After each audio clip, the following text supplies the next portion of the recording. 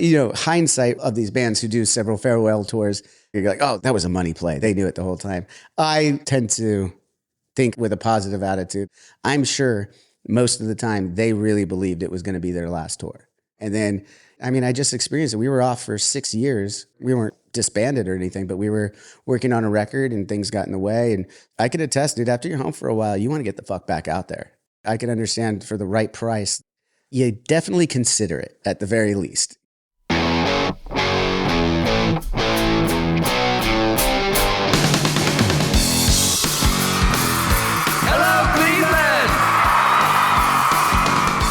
Turn your speakers up to 11 because it's time for Too Much Effing Perspective, the podcast that asks musicians and entertainers to relive their most Spinal Tap moments when nothing goes right and everything gets kind of weird.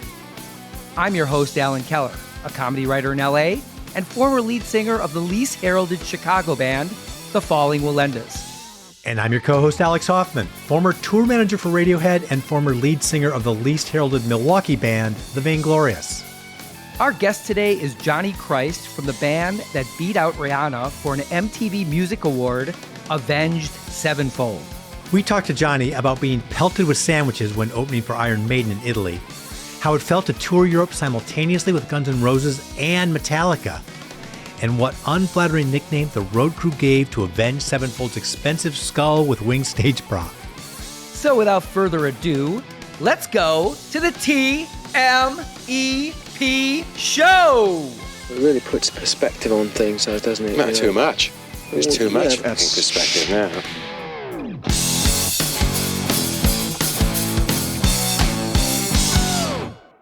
Alex, I want to start the conversation today by just saying I am not in my recording studio, also known as my bedroom, which is hermetically sealed and has pillows and stuff. I'm actually in my kitchen because my wife is ill. Oh, boy. So if you hear an echo with my voice, it's because it's ping-ponging off the pots and pans, right? Cut me a little slack here.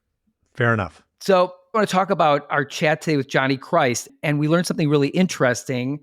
Johnny loves two bands that I love, the Beatles and the Beach Boys. Yeah, it was an immediate love fest between you guys around that. Yes.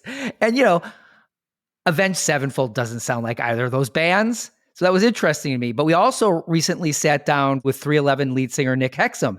And you know what band he worships? Do you remember? The Clash, right? Right, The Clash. And if you're familiar with 311's music, other than the occasional reggae beat The Clash would appropriate, there isn't much Clash in that band sound either, I don't think. And it made me think of how, as musicians, the artists we admire may not always be influences. Or if they are, it may be so subtle or so diluted to not really have an impact on our actual sound. Yeah. And the truth is, it's usually not a great career move to be too influenced by the artists we love. I mean, that's called being a tribute band. Or derivative and unnecessary because we're doing something that's already been done. So why do it? Yeah, that's right. It reminds me of the Stone Temple Pilots' first album. And when it came out, I was like, we already have Pearl Jam. We don't need this band. And then they came out with their second album in 1994, Purple. Somehow it evolved into their own sound that I frankly liked even better than Pearl Jam. Yeah, well, I think a lot more heroin was in the mix between those two albums. But anyway, that's... They turned the heroin up to 11 in that album. Yeah, right. Speaking of heroin, it's kind of like cooking. You give two chefs the same ingredients and they can whip up completely different dishes like you're probably doing right now in your kitchen. I love that analogy. As you know, we try not to diss other people's music on this show because it's just a matter of taste, right? So as a vegetarian, I like to just say that one of the ingredients of, say, Wake Me Up Before You Go is chicken. And I don't effing like chicken. A lot of people like chicken. I understand that, but I don't. So I don't really listen to Wake Me Up Before You Go. Well, yeah, I mean, that was Wham. And of course, George Michael later really delivered us filet mignon. Well, I don't eat filet mignon either, but I think you're talking about faith. And I do it like that. So that I think is kind of a salad bar, like our band today. I consider Avenged Sevenfold a salad bar because I really like the music. Yeah. So let's get right into it. Let's talk to the guy whose band is that salad bar, Johnny Christ. But first, a short break. And now a musician whose podcast Drinks with Johnny, Alex and I recently appeared on, and is also part of the Evergreen Podcast Network. So we're kind of like podcast cousins. Avenged Sevenfold's Johnny Christ. All right, Johnny. So Avenged Sevenfold was ranked number 47 on Loudwire's list of top 50 metal bands of all time. And it turns out that I have seen every one of the top 5 bands on that list live. Oh, yeah? So number 5 was Slayer. Okay. Number 4 is Judas Priest. Number 3, Metallica. Number 2, Iron Maiden. And number 1, Black Sabbath. And Black Sabbath was my second concert ever with Ian Gillan singing instead of Ozzy Osbourne. Go figure. So your band has gigged with many of the bands on the top 50 list, and I'm wondering, can you share a memorable Spinal Tap moment that you've had, Johnny, with any of these top 5 bands or any other band on that list, which includes Motorhead, Slipknot, Korn, Dream Theater? Oh, man. Well, the first time we played a show with Iron Maiden, they took us out in Europe. I think this was in 2007 or 8, sometime around there. We were touring for our self-titled record. The first show was out in Bologna, Italy. And we had heard rumors of the Iron Maiden fan base just being really disrespectful to the opening bands, let's put it that way. And we get out there and we're like, no, we're a big band. We're doing well. They're going to be excited to see us, And we get out there and they are just arms crossed, stoic, just staring daggers through us. And that was everybody in the front. All the Iron Maiden fans had come to the barricade. But in the back, there was about 5,000 Avenged Sevenfold fans that were chanting Avenged Sevenfold before we went on, and they were getting onslaughted with booze for it. Oh, no. Like our fans were getting fucking demolished out there. And then they started throwing bologna sandwiches at us. Nice. And I remember thinking, I was like, of course, it's Bologna, and we're getting bologna sandwiches thrown at us. It was comical, but it pissed us off, to be honest, at the time. We're like, fuck, It was a blow to the old ego, but we ended up putting our heads down and finishing out the rest of the tour like we're going to win them over. We eventually did because, the first few thousand at these Iron Maiden shows in Europe literally get on trains and travel to every single fucking show. So you see the same 3,000 people. That's like about how far out you see in the crowd, right? And like you're seeing those same people. And eventually we started to earn their respect. But a Spinal Tap moment, I don't know too many other bands that had bologna sandwiches thrown at them in Bologna, Italy. So Did you have the presence of mind to sing the Oscar Mayer song, My Bologna Has a First Name? It's OSCAR. Oh, that would have been great. Took about a week of us just like showing them we're a real band. We play real music. They're not just some pretty boys out there. So, well, I have one question in the Spinal Tap sense. Did the meat fit inside the bread of the sandwiches? Oh, hell no. Damn. It's an Italian sandwich. That meat's fucking slopping all over the side of it. That was not a clean sandwich. That's really funny. Well, I'll tell you, when I saw Iron Maiden, they were going to play a show on the Seymour County Fairgrounds, outdoors in the country, Wisconsin. And it was Iron Maiden, Rat, and Accept, the German band. And the gates opened like at 2 p.m, something like that. And we're all standing there. And that's when the buses and the semis showed up. They were so late, we had to watch the entire stage get set up, band after band. So we were standing there for hours before they even started. And it was really, as a 16 or 17-year-old, it was semi-interesting to see the behind-the-scenes machinations happen. But yeah, it was a bit of a oddball kind of thing. Yeah. And the Iron Maiden setup is not an easy setup. Right. And they got Eddies all over the place now. The tour we did with them in Europe, they were opening with Aces High and stuff. So some songs that they hadn't brought out in a while. So they brought out the production for it. Cool. So it was really cool. And then actually another funny story about their production is one of the last days of the tour, I think we did a Grass Pop festival, and they had this devil, the animatronic thing that someone had to physically go inside and move around. Steve Harris's daughter would do it because you had to be kind of smaller to get up in there. It wasn't a very big space. And they're like, you're small. Would you like to do that one time? And I was like, yes, I would love to be fucking doing that, That's super cool. So they put me up in the devil, like the last show we had with them, all their crew guys. They were super sweet guys.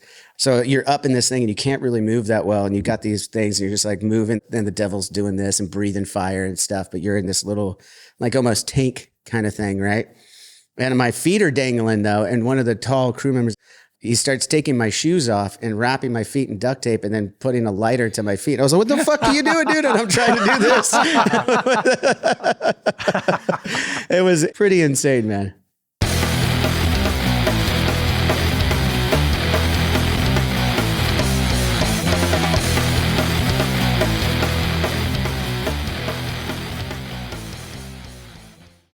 Johnny, you're the first band we've had on the show that's roughly the same genre as Spinal Tap, that is heavy metal. Oh, yeah. Now, Spinal Tap's brand of metal is best represented by the lyrics to their song Heavy Duty, which go, just crank the volume till the point of pain. Why waste good music on a brain?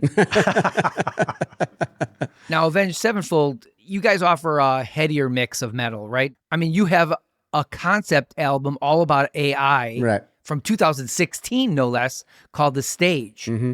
How do you see your band's place in the genre? I mean, I guess some of our earlier stuff is definitely a little bit more metal. I think we've always classified ourselves as just a hard rock band. We are inspired by all those other hard rock acts, and it brings it all together for us. Like, we do have punk elements. We have metal elements sometimes too. We have hardcore elements. We have pop rock, classic rock elements. And we have eclectic tastes, so we are also pulling from country songs. I mean, we just kind of run the gamut at this point, so it's kind of hard to pigeonhole us. And the honest truth is that we just write what we think is good for us. Like, at the end of the day, we're trying to accomplish something that we think is good. Then you put it out and hopefully other people agree. But the goal is to write something that we enjoy. And we're pulling from our own inspirations, which are so vast between 5 different guys. A lot of people would look at us as a heavy metal band, but I think that we're so much more than that.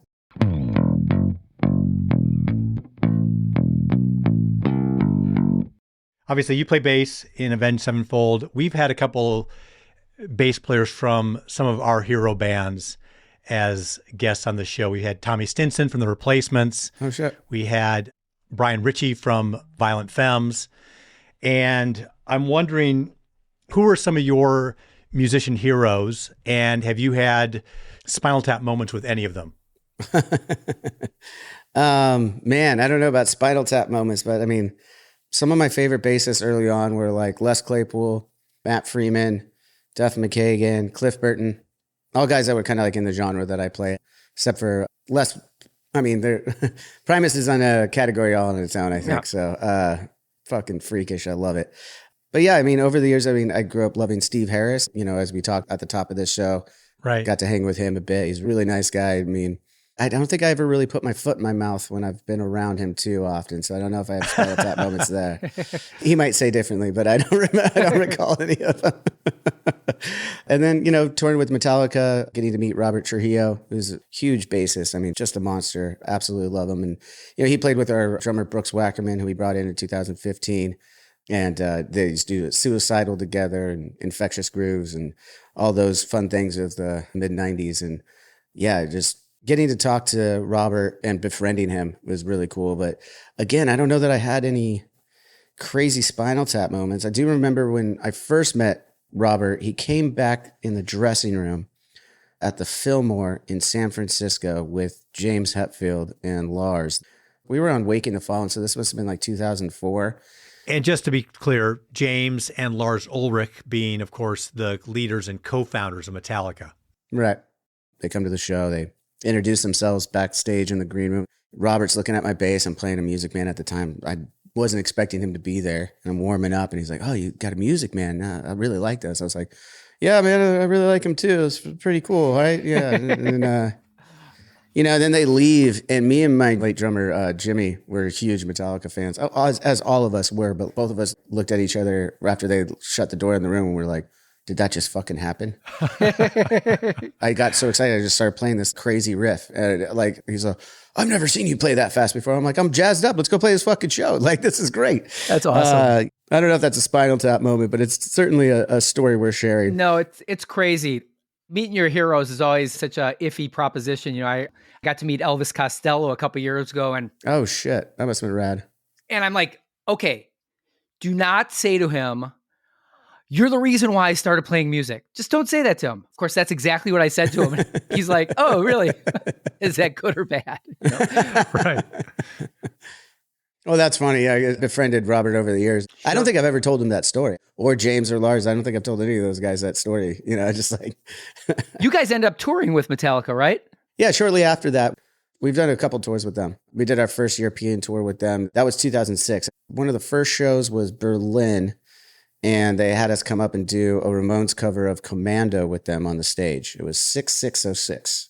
We were playing in front of 50,000 Germans right before them. Wow. And once again, we had to win them over during our 35-minute set, and we did a pretty good job. And then they brought us back out, and it was an incredible day in Berlin. I mean, we were up on stage with our heroes. Awesome. It was pretty sick, man. And then after that, we finished out the tour with them. We hopped on a few dates with Guns N' Roses at the same time while we were in Europe. We were on dual tours in 2006. Really? That's insane. You must have been playing in front of millions of people. Yeah, I mean, it was great. It was tough, though. We were just starting to gain momentum in the States with songs like Backcountry and the release of City of Evil. So, you know, we had established ourselves and we were making some good money over in America. And then, like, to get main support for Metallica and Guns N' Roses at the time, you don't pass that up, obviously. But to make it work monetarily was very difficult. Like, we had our crew in with us in the bus. I guess this is a Spinal Tap moment. Like, the entire time it had like a sulfur smell to it. There was a sulfur leak in the bus. Yikes. It was brutal. And then same thing with Iron Maiden. A couple years later, when we went back, we told management we can't do that. That was brutal. That was grueling. And they made Iron Maiden work for us too. But we had to be bare minimum once again. I mean, we were out there with line sixes before there was fractals and stuff. That's how like minimalistic we had to go with our back line. And yeah, that one was brutal. We almost quit. There was several of us that almost quit at the end of the Iron Maiden tour because we had to drive our buses. You got Bruce Dickinson literally flying to each fucking country that they're doing with days off in between. They're selling out stadiums. It's a different level for them. But we have to drive to those places, and it's Europe. Yeah. If anyone's traveled, especially back then in 2007 or 8, you get to these towns in between the big cities where you're playing the shows, and they're closed. You're just trying to fucking find a meal, and everything's closed in the middle of the afternoon for their afternoon breaks and stuff. It was wild. It was wild. It was really hard. We all got mad at each other. A couple of us booked a couple of flights home and then never actually got on them. Our tour manager at the time actually got us to come back on it. It was just tough. We were towards the end of the cycle too, and it was just a grueling touring. But you know, it helped us out. I mean, the next time after that, we went back after doing that Iron Maiden thing on our own for Europe, and we were in arenas, so it worked out. I mean, it was grueling, but it worked out. We had Carrie Brownstein and Corin Tucker from Slater-Kinney on the show, and Carrie said the glamour and the squalor live side by side on the road. And when you mentioned a sulfur smell that you had to live with on your bus, which is essentially your home. We were worried for our guitar player at one point because he was the closest one to the smell. He had accidentally picked that bunk. And we were like, dude, he's going to pass out back there. You can't just keep breathing that in. And for the record, it wasn't Iron Maiden's fault. They were sweet. They were great to us. Guns N' Roses as well, all the guys in there, Metallica, all that time, like from 2005, 2010, those bands that took us out, bringing us up on stage when we were nobody in Berlin for Metallica, you know. They threw some parties. Iron Maiden did. So it was really fun. They were great to us. All great to us. That's neat. Listen, if they ask me to open for them, fuck it. I'm not doing it. I'll go with some other Maiden, like Bronze Maiden, but fuck Iron. But not Iron. Can't do Iron. Not Iron. No way.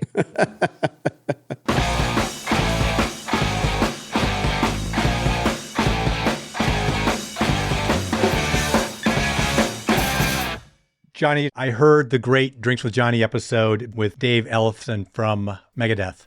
Yeah. And it was so cool to hear. I mean, he's from Minnesota, grew up on a farm. You know, again, he's an upper Midwesterner like Alan and me. So hearing him talk was just like talking to someone we would have grown up with, how he loves and was influenced by Kiss and Cheap Trick and the bands that Alan and I grew up loving.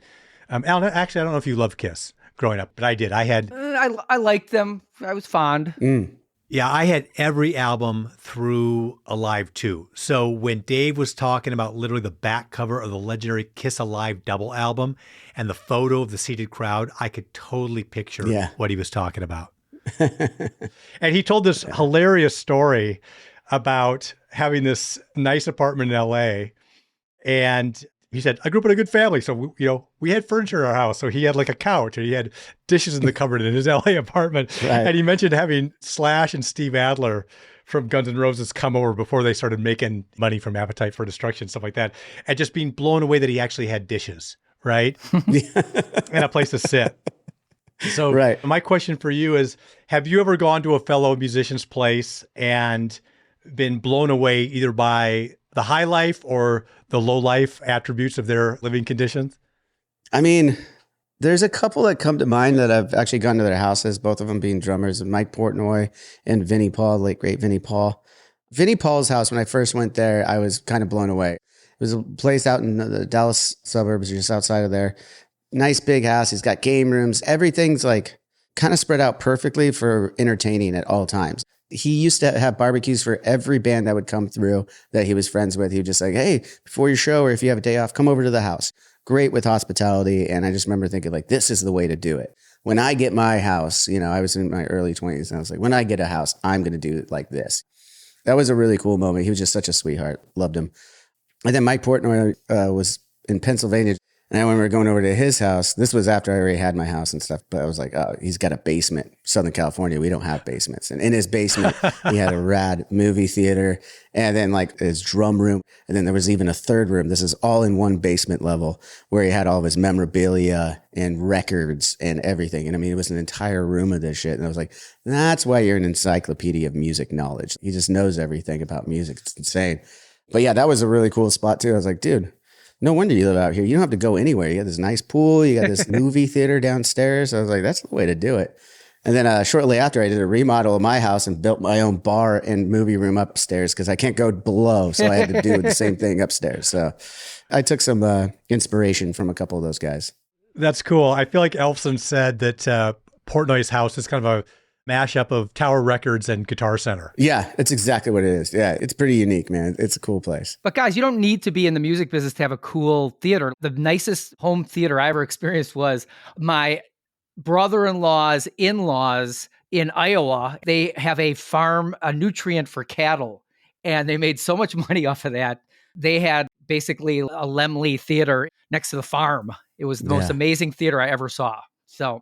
Oh yeah, and I've heard Snoop Dogg's theater is amazing too. He's got a compound that I forget who I was talking to. They went and did a showing of their movie there, and I heard it was like amazing. He passed out a bunch of joints, a bunch of alcohol, and like had his private theater. It doesn't matter where you got the money from. You build a movie theater when you get it. Absolutely. Get yourself a movie theater. When I was a tour manager and I was out with the Chills from New Zealand, one of their managers was Madonna's sister, Melanie. Right. And so we got to go up to Madonna's house in the Hollywood Hills and swim in her pool. She wasn't home, but Melanie had the keys. So we were hanging out there. And, you know, this was before cell phones.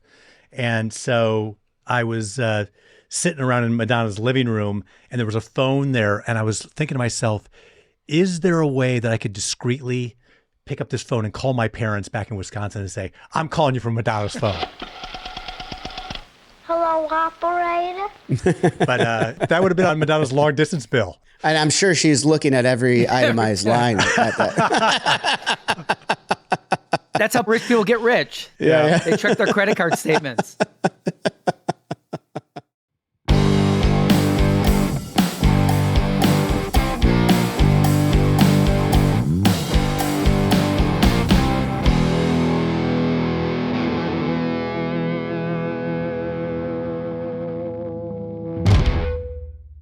I got a question for you, Johnny. So in Spinal Tap, they have an album, Smell the Glove. Yes. And the label so good. won't go with it. And it's very controversial. But you guys did. But you should have seen the cover that they wanted to put on it. Right. That's right. That's right. Well, but on your album, Life is But a Dream, you worked around it. You have multiple album covers, right?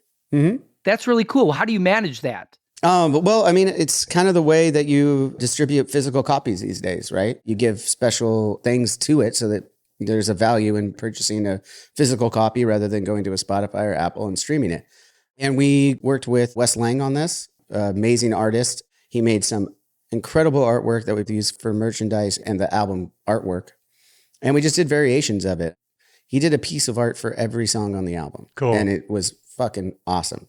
And there were so many rad variations that we could have even used that we were like, well, these are great too. So let's do different prints of the same thing too. So that's why our vinyls have different colorations and stuff like that. But yeah, he came up with concepts for each song pretty much and different variations of our Death Bat and the Grim Reaper guy coming in and It really was just a collaboration that happened for the right reason. And we love the art, so we're going to use it, I guess is what it comes down to. Well, it's great added value. As you said, you have to encourage people to buy physical copies these days.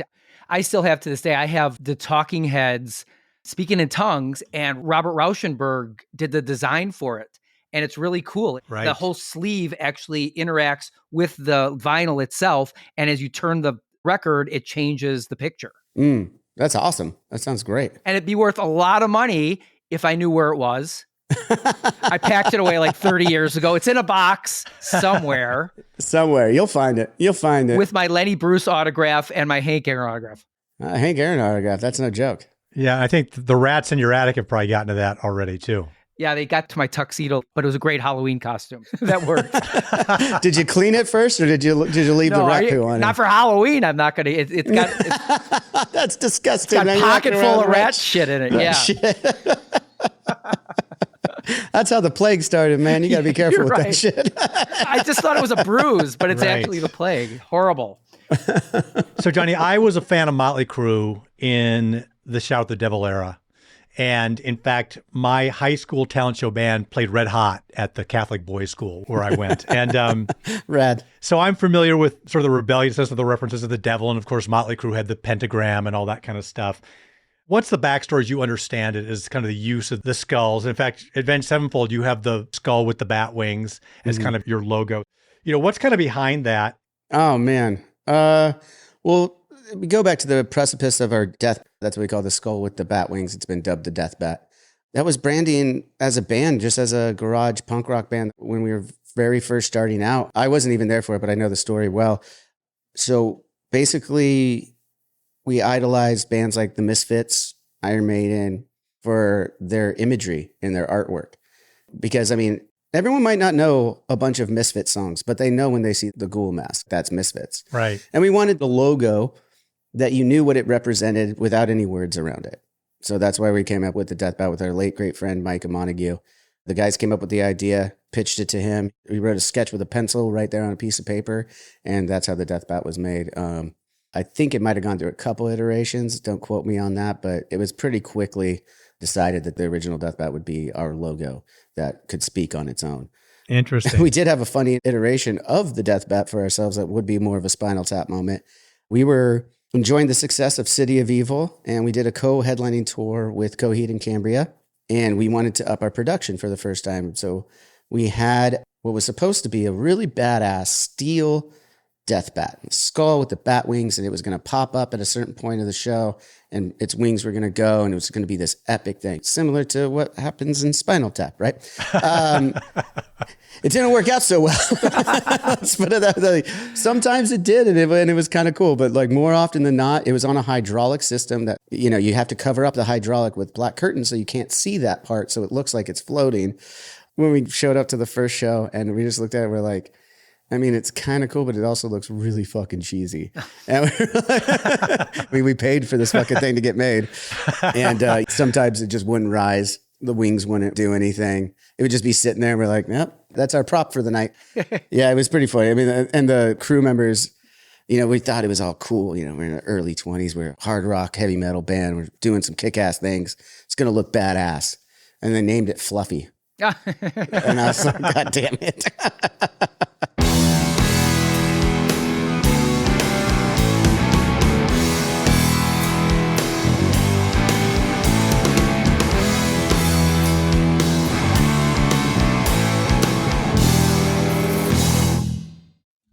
Okay, what was your favorite scene in Spinal Tap?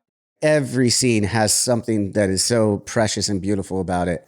So I'll kind of cheat and give you two. One of them was a little silly just for me as a bassist when they are playing a song and it's all bass. I can't remember. I think it might have been heavy duty. It's Big Bottom. Big Bottom, that's right. Well, he's got a double neck bass. Double neck bass. Everyone's on bass. And I'm like... It's that little subtlety that, like, if you're a musician, you get, most people would probably see that and go, oh, not even think anything of it. Yes. But yeah, that was a funny moment. And then what I really loved, and it's fucking right off the bat pretty much in the movie, is the interviewers asking them questions, reading them back their reviews from the press. It's kind of like mean tweets that we get now. Sure. 2 words, shit sandwich. And they're like, oh, they got us good on that one. And I've been in that position so many times. So I'm like, all right, so tell most us, of the reviews. do you have a review that comes to mind that always sticks in your craw or it's so bad it was funny?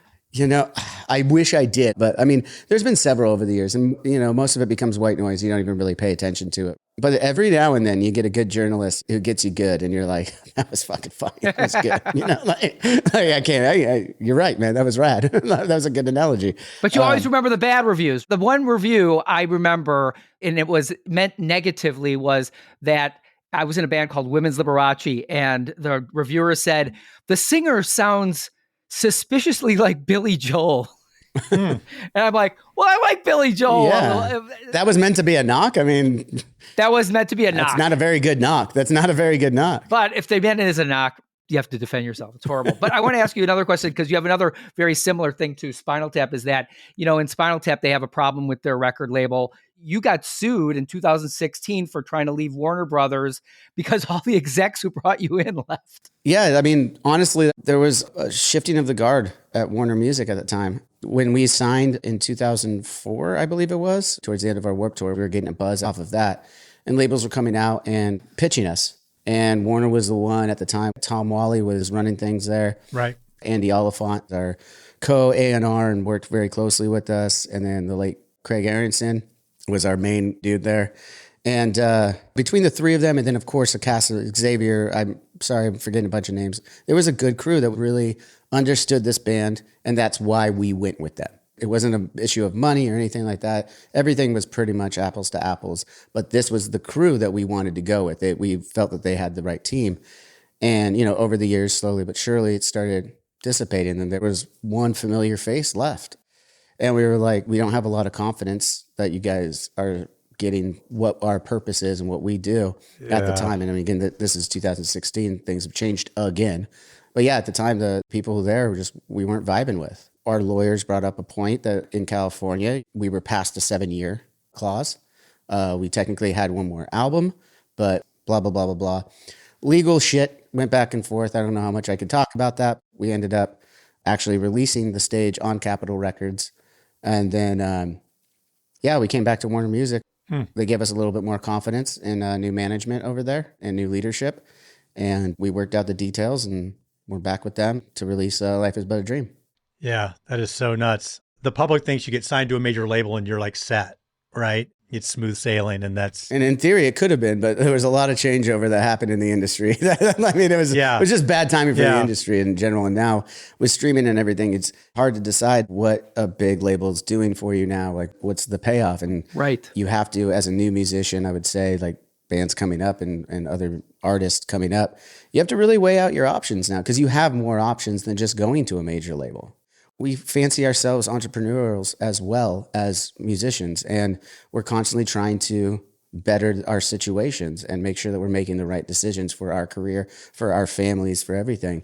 And in that, you got to be open to these new possibilities. And I think that's what it was. We were fed up. We didn't feel like we had a lot of confidence there. So we made the decision, and then we came back, I guess. So it all worked out.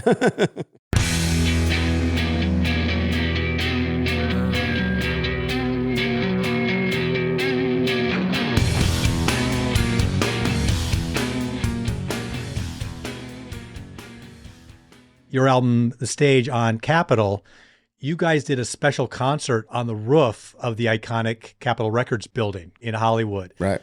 That sounds incredible and epic, and like an absolute slow pitch across the center of the plate for Spinal Tap moments. Anything weird happened there? I wouldn't say anything weird. It went really good. I mean, and that was 2016. It was the first live stream using drones.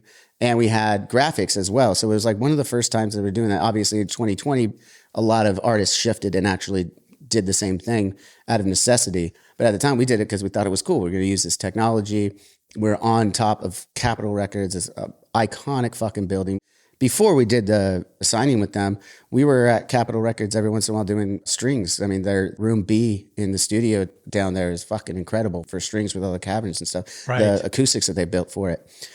So we'd been there, a few times, but to actually go through the building, not just go straight to the studio space, is incredible. See all the iconic records, Beach Boys, all these things that have come through there. And Yeah, it was just really cool. And then going up on the roof, I wouldn't say there's a Spinal Tap moment, but a little insight is I'm terrified of heights. Oh boy. I get up on a ladder and I get shaky. And we were up there and I was like, you can't put me any closer to that wall. I won't do it. If I can look down and see the crowd down there, I'm going to freak out. We got through it. I mean, with the technology that we were doing and everything and the way it was set up, we weren't moving very much. It was safe. But I was like, this is really high. I don't like this. Well, you closed an important loop because obviously the Beatles were signed by Capitol originally, right? And they didn't perform on Capitol's roof. They performed on Apple's roof. Yeah. So you guys closed the loop with the Beatles. You guys are inextricably linked for all eternity now. From your mouth, man. I love it. That's right. You put us anywhere near the fucking Beatles, I'll take it. You put us outside in the parking lot, we'll fucking take it.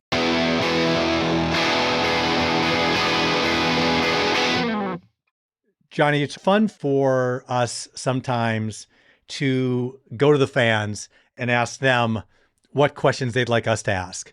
So I went on to Reddit, and the Avenged Sevenfold subreddit is pretty active. Okay. And one of the things that they seem to like to do there is post these set lists. So Dr. Munchies said, ask Johnny if the band would ever consider doing a fan-chosen set list. I mean, never say never, but I mean, I don't see it happening anytime soon. Yeah, just being honest. I mean, like I appreciate it. I really do. I appreciate the fan base and I appreciate their enthusiasm for everything. I mean, I know it's cliche, but it's true. But I do think because of the ignorance in it, and I mean that in a nice way, like the true definition, you haven't toured, you haven't put together a set list ever probably in your lives, but you're going to put together our set list. And I think it's awesome. I think it would be really fun to do. It would be very fun. So that's why I say never. But I will say we take a lot of time and effort in putting the right set list together. It's not like we're just, we want to play this tonight. Like Sure. There's a lot of thought and because you want to please as many people as you can and keep it interesting for us on stage. As soon as we're not interested in it anymore, you'll be able to tell. The fans will be able to tell. It won't be the fun environment that we like to bring to our live show. So there's a lot of factors that you have to bring in to get a 2-hour set the right way. And when you're going to have these high moments and when it's going to come back down, I know it might seem arbitrary, but it's not. It's very methodical the way that we pick our set list. So that's why I would say never say never. Yeah, that's fair. But not anytime soon. But never. But you know, nah. But you know what's funny? I only grabbed that one line from what Dr. Munchie said. He or she suggested this actually methodical process for determining what that set list would be. Oh, maybe I spoke too soon. I would love to not have to have those discussions with my bandmates on set lists. Right. Like, Yeah, I'll bet. just send me the homework. Let's go. Anyway, I will send it to you, Johnny, just because you might think it's interesting. Absolutely. All right, one more from Reddit. X21. Well, actually, let me do a little preface on this. It's been pretty extraordinary the number of times that just serendipitously, spontaneously, stories about having to try and figure out how to take a dump on the road have come up in our conversations. Naturally. And especially when bands are doing the club circuit and stuff, it can be challenging, surprisingly challenging. Absolutely. So X21 said, ask him about the blowout he had after eating at the shed in Biloxi, Mississippi that caused him to be late to the stage. Does that ring a bell? I'm trying to think. That's why you don't let your fans plan your set list. Yeah, man. I mean, honestly, I'd fully admit it if it happened. I'm trying to think. I don't remember the Biloxi one. I don't remember a blowout like that. The blowout in Biloxi. Okay. You know, it might have been. The only thing I can think of is we did used to do these videos that we'd play on the screen when the main support band would finish. The screens would start to turn on a little bit for us. And we did a countdown. After a certain point in the countdown, like a clock is counting down to Avenged Sevenfold in the stage, we would record these videos during the day addressing the fans and saying, we're going to be on in 5 minutes or something like that. And we do these little skits. And one of the skits I do recall might have been me on the shitter So they might have thought it was like a real thing. I think I saw that one on YouTube. Or That's the only thing I can think of, actually. Those were so fun to make. that is really cool. I do think all my performances from those videos were pretty good.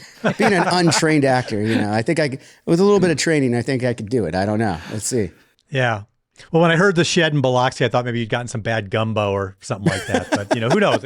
We'll never know for sure. I hate scatological stories, but I remember I was playing in Chicago, and there's a place called Aranda's, which was a Mexican fast food place. And I always took a nap before I played. And after a sound check, I went there and I got that, and I shit the bed when I was sleeping. Oh. Then I had to get up and play, and I was like anemic by the end. I was in such bad shape. So I never ate before a show again. Oh, dude. I've had some stomach issues on stage. I puked on stage in Japan one of the times. I was deathly sick, and we went out there.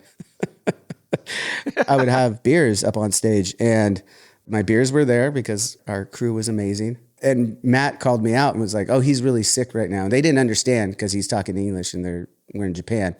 So they thought I was sick, like with a hangover. He's like, oh yeah, he's really hungover. He's got to drink these beers. So he kept daring me to chug a beer in between each song.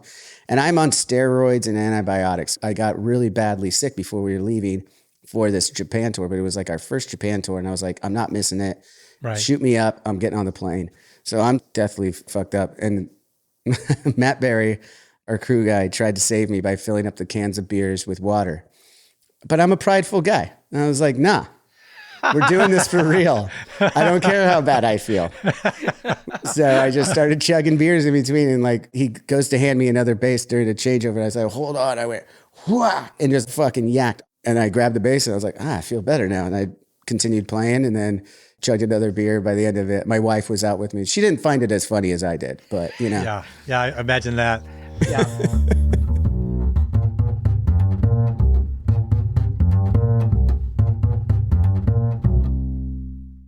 Johnny, thanks so much for being on. This has really been a lot of fun. Oh, thank you. This has been fun, man. Yeah, and we'd like to know where our listeners can find out all the information about what you're doing, how to support you, so on and so forth on socials and et cetera. Oh, yeah, man. So easiest way for me personally is Drinks with Johnny everywhere. That's really easy to find. drinkswithjohnny.com. Everywhere on your socials, Drinks with Johnny, everywhere you get your podcast, YouTube, and you'll find what I do as my little fun side project, getting to podcast and meet people like yourselves and have a good, fun conversation. And for Avenged Sevenfold, that's even easier to find, actually. So Avenged Sevenfold pretty much everywhere. And then I'm more over on the Drinks with Johnny stuff. So that's the place to find me. Fantastic. And you will be found. All right, good. Well, thanks so much. Thank you, guys. Johnny H. Christ. That's about all there is to say right now, listeners. Although I also want to say thanks to Sam Hawkins, the producer of Drinks with Johnny, for helping us to set this up, and Ann Wade from Evergreen Podcast Network for putting us all in touch. It's really lots of fun. Too Much Effing Perspective is a Milwaukee Talkies original. Our editor is Gretchen Kilby. Our music composer is J.K. Harrison. Please follow us on Instagram at TMEP Show. Visit our website at tmepshow.com to sign up for our mailing list, and find our other episodes featuring rock stars, comedians, and entertainment luminaries whose bizarro stories we enjoy and we think you will too on Apple Podcasts, Spotify, or wherever you listen. Although it would be as great as having armadillos in our trousers, this podcast is not affiliated with This Is Spinal Tap, and no person or entity connected with the film has sponsored or endorsed its content. This podcast is not affiliated, sponsored, or licensed by Authorized Spinal Tap LLC or Century of Progress Productions.